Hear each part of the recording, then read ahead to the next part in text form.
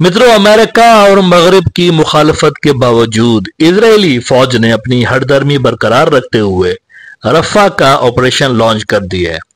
और रफ़ा का operation launch करने के बाद उनको जो सबसे पहला सेटबैक मिला वो ये मिला कि अमेरिका ने उनके वेपन्स रोक लिए हैं।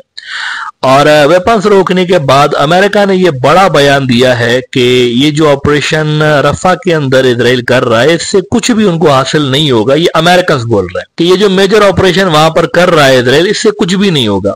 अल जजीरा में आज जॉन किर्बी, जिनके बारे में हम यहाँ पर काफी बात करते रहे हैं कि वो हर मरहले पे, हर मोड़ पे इजराइल को डिफेंड करता रहा। असल में ये व्हाइट हाउस का नेशनल सिक्योरिटी स्पोक्समैन है जॉन किर्बी, और ये मुस्तकिल तौर पर इजराइल की जो कार्रवाइयां हैं उनको डिफेंड करता रहा है वहां पर गजा के अंदर जो कुछ भी इजरायली करते हैं। तो जॉन किर्बी ने आज कहा कि इजराइल जो कुछ भी कर रहा है इससे उनको कुछ भी हासिल नहीं होगा। अल जजीरा कहता है कि major Rafah operation will not defeat Hamas, White House says.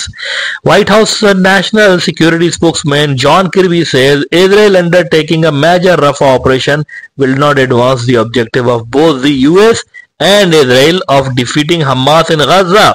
Smashing into Rafah will not advance that objective. कुछ भी कर ले लेकिन हमास को यहाँ पे आप ऑपरेशन करके डिफीट नहीं कर सकते।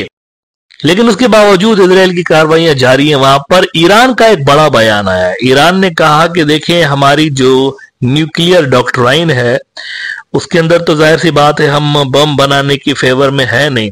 वैसे आपको एक बात बता दूं, 2000 के अंदर, साल 2000 में गालिबन, आज से कोई 20-25 साल पहले, सैयद अली खामनेई की एक फतवा है न्यूक्लियर वेपन्स के खिलाफ। उन्होंने कहा कि न्यूक्लियर वेपन्स नहीं होनी चाहिए, उनका एक फतवा है।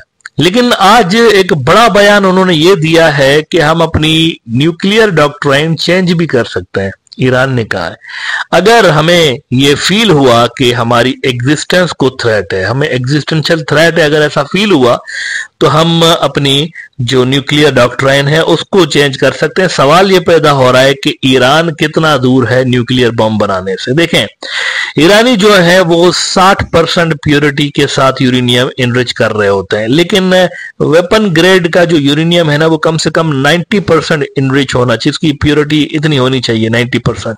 ईरानियंस की 60% होती है, लेकिन एक्सपर्ट्स कहते हैं कि उनके पास इस वक्त जितना मटेरियल पड़ा हुआ है उससे कम ईरानी शॉर्ट टाइम के अंदर 2 न्यूक्लियर वेपन्स तो बना ही सकते हैं, 2।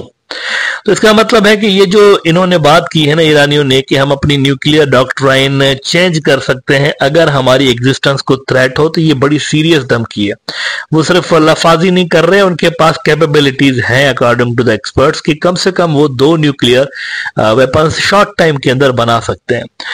मीनवाइल यरूशलेम पोस्ट के अंदर आज एक बड़ी इंटरेस्टिंग स्टोरी लगी है। इसके अंदर उन्होंने बताया है, कल मैंने आपको बताया था कि यूनाइटेड नेशंस के अंदर जुम्मे वाले दिन, जुम्मा बड़ा बाबरकत दिन होता है इस्लामी, अगर आप नुक्ता नजर से देखें, जुम्मे की नमाज भी होती है और जुम्मे पे ज्यादा सवाब मिलता है कोई नेकी करने का।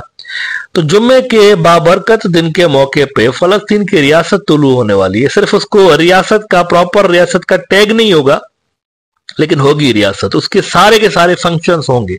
सिर्फ एक चीज उसकी नहीं होगी, उनको जो अथॉरिटी होगी फलस्तीनियों को, एक चीज की सिर्फ अथॉरिटी नहीं होगी, बाकी दुनिया भर में उनको हर तरह की अथॉरिटी होगी। वो कॉन्ट्रैक्ट्स भी कर सकेंगे, वो एग्रीमेंट्स भी कर सकेंगे, वो अपनी फौज भी रख सकेंगे, और वो फौज अगर लड़ेगी तो वो लेजिटिमेट उनकी लड़ाई होगी। अगर अपने ऊपर होने वाले अत्याचार पे वो लड़ाई करते हैं तो वो भी लेजिटिमेट होगा। बहुत कुछ उनको मिल सकता है इस रेजोल्यूशन के बाद जो कि आने वाली है। वहां पर देखें, सिक्योरिटी काउंसिल में तो मुस्तकिल रेजोल्यूशंस आती रही, अमेरिकन ने ब्लॉक किया, आए दिन वो ब्लॉक करते रहे। अब लेकिन यह है कि रेजोल्यूशन आने वाली है। पेश कौन कर रहा है फलस्तीन की रियासत की रेजोल्यूशन? कौन सा मुल्क पेश कर रहा है? ये भी बड़ा इंपॉर्टेंट होता है ना देखना कि कौन सा मुल्क किधर खड़ा है। आपको पता है कौन सा मुल्क पेश कर रहा है? एक ऐसा अरब मुल्क है, बदकिस्मती की बात है कि उनके ऊपर बहुत ज्यादा तनकीद होती रही है, बिला वजह की भी मैं समझता हूं कि बहुत ज्यादा उनके ऊपर तनकीद होती रही है, लेकिन उनकी पॉलिसीज अगर आप देखें उस मुल्क की, इतनी बुरी रही नहीं है फलस्तीन के हवाले से। क्लोजली अगर आप देखें तो फलस्तीन को उन्होंने कभी गिव अप नहीं किया। मैं बात कर रहा हूं यूएई की।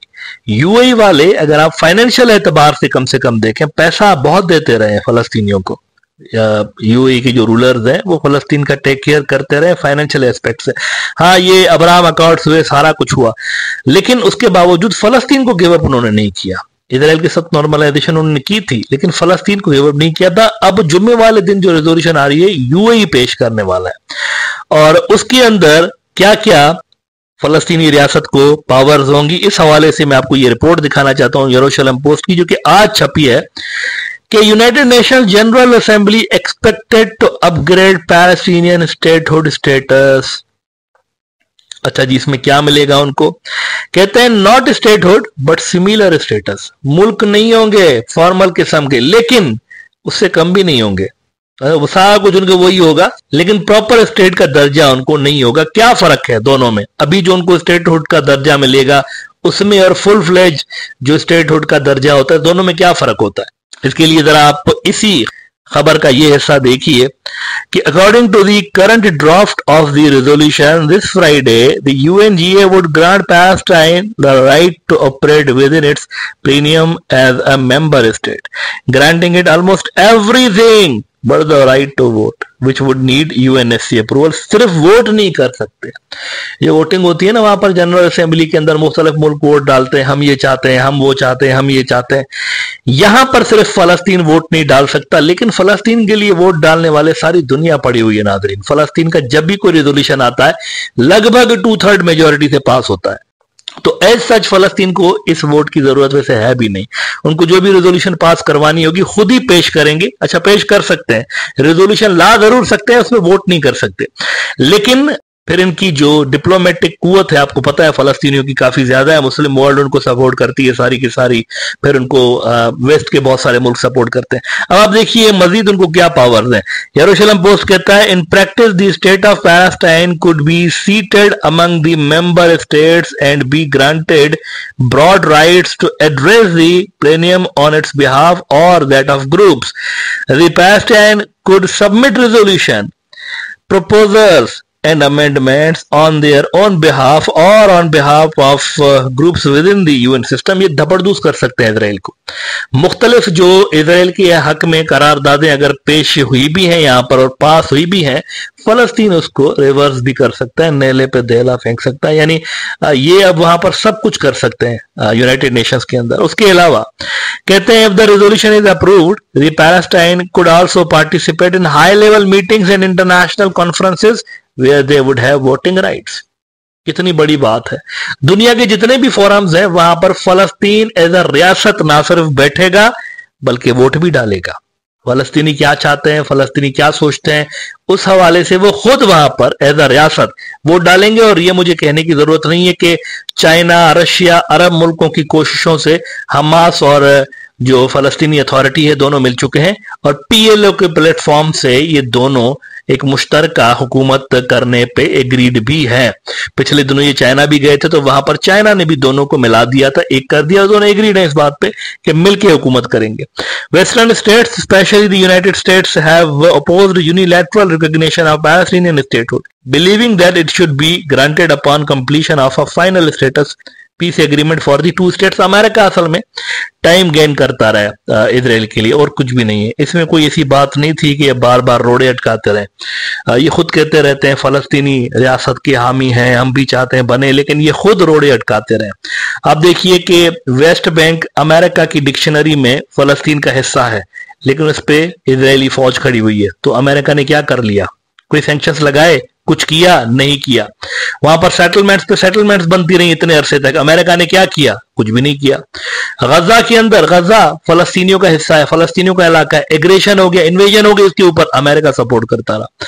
लेकिन अब आप देखिए कि ये जो जनरल असेंबली के अंदर रेजोल्यूशन आने वाली है इसमें तकरीबन स्टेट वाला ही दर्जा है। इनको सिर्फ एक वोट नहीं डाल सकते, बाकी सारा इनको स्टेट वाला ही स्टेटस मिला हुआ है। सारे उनको वही सुविधाएं होंगी, सारी उनको वही पावर्स होंगी जो कि एक स्टेट को होती हैं। अब बताइए कि अमेरिका कहां खड़ा है? मतलब उनके जो वीटो किया, उन्होंने अपना ही नाम खराब किया ना उन्होंने। तकरीबन तो फलस्तीनी रियासत बनी गई है यहाँ पे। तो आई थिंक ये बड़ी एक इंटरेस्टिंग वहां पर एक कार्रवाई होने जा रही है जुम्मे वाले रोज, और ये एक हिस्टोरिकल लम्हा होगा, जाहिर सी बात है फलस्तीनियों के लिए कि उनकी एक रियासत, डिफेक्टो रियासत वजूद में आने लगी है।